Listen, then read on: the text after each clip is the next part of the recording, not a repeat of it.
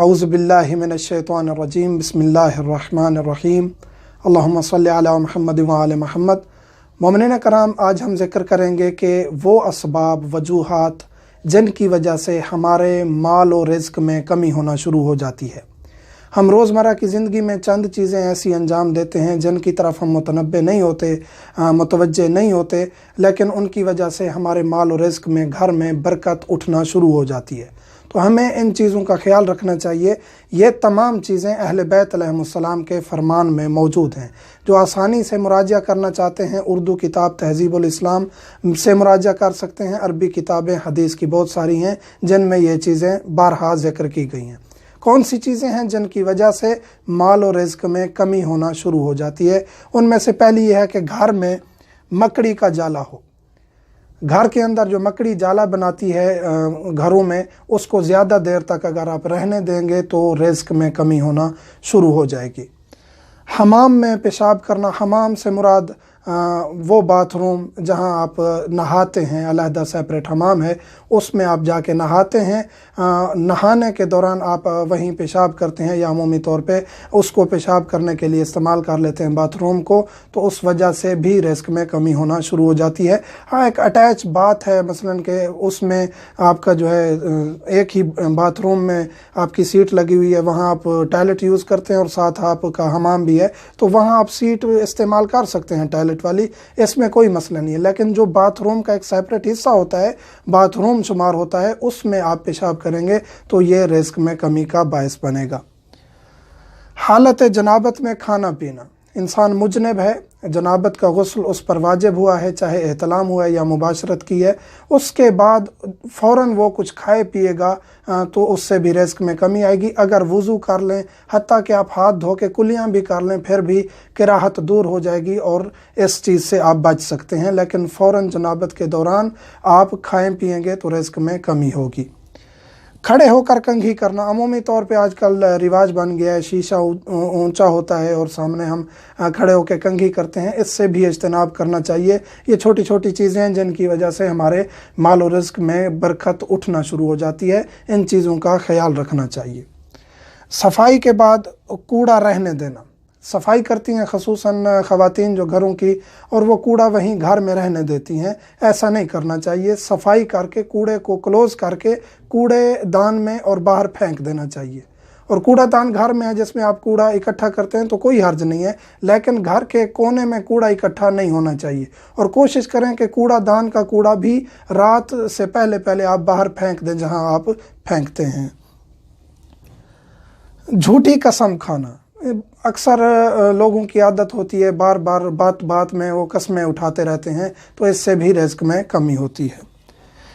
ज़िना करना, अल-अयाज़ु बिल्लाह, नऊज़ बिल्लाह मिन ज़ालिक, ज़ानी इंसान जो है उसके रिस्क में कमी होना शुरू हो जाती है।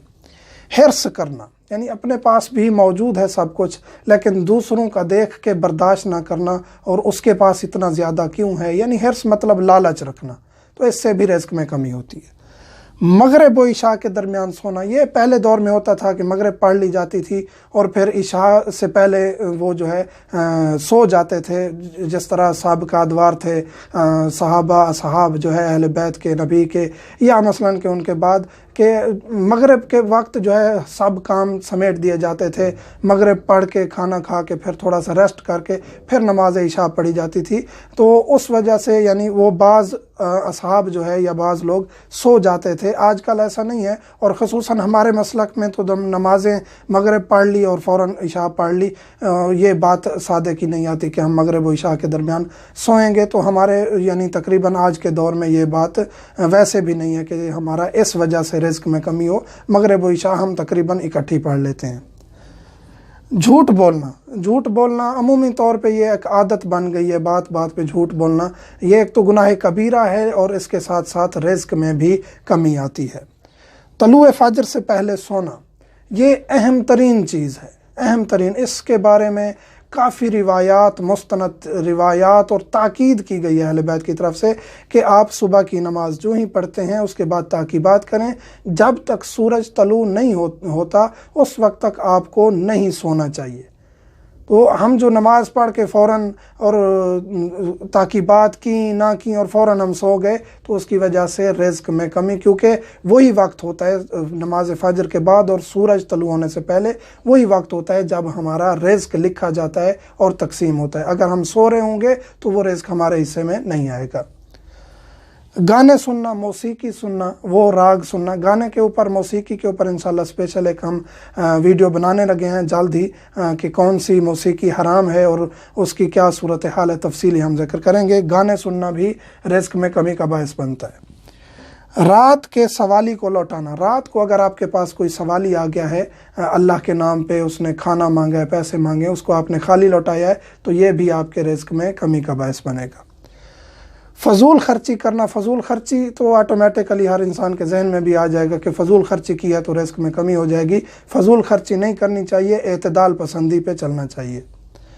اقربا کو اذیت دینا، اپنے بہن بھائیوں کو، رشتہ داروں کو جو آپ کے اقربا ہیں، ان کو بغیر کسی بات کے، بغیر کسی وجہ کے ایسے ان کو اذیت میں رکھنا، ان کے خلاف رہنا اور ان کے خلاف باتیں کرنا، یہ آج کل تقریباً معاشرہ جو ہے اس چیز کی طرف چل پڑا ہے کہ ذہن میں کوئی نہ کوئی پلاننگ ہوتی رہتی ہے کہ کس کو کس طرح ٹارچر کرنا ہے، تو یہ جو ہے رزق میں کمی کا باعث بنتا ہے۔ اور اقربا کے، ہمسایوں کے، ان تمام حقوق اللہ نے، اہل بیت نے واضح طور پہ بتا دی ہیں۔ ان چیزوں کا جب ہم خیال رکھیں گے تو خدا کی ذات ہمارا بھی خیال رکھے گی۔ مومنین سے ملتمس ہوں مجھے، میرے بچوں کو اور والدین کو دعاؤں میں یاد رکھا کریں۔ الحمدللہ رب العالمین۔